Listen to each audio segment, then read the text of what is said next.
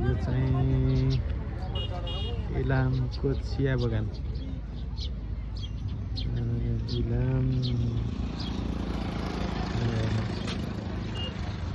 यहाँ चाहिँ घोडा छ, घोडा। यो इलामको बजार हो। इलाम चाहिँ पहाड हो कि तराई हो मलाई त थाहै थिएन। अहिले चाहिँ मौसम त्यति राम्रो हुँदो रहेछ।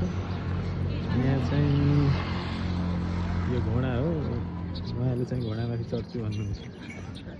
अब यहाँ चाहिँ आउँदाखेरि सकेसम्म असोज कार्तिकको महिनातिर आउँदा ठिक हुन्छ होला जस्तो लाग्यो। अहिले त्यति साह्रै मौसम खुलेको हुँदो रहेछ।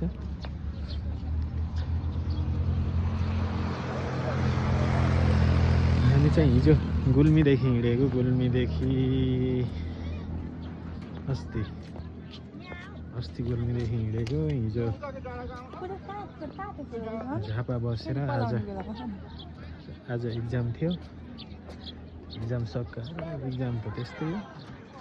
यता घुम्ने ठाउँ चाहिँ असाध्यै राम्रो रहेछ, तर मौसम चाहिँ अलिकति मौसम खुलेको रहन्छ कि त्यही भएर अलि फोटो राम्रो आउने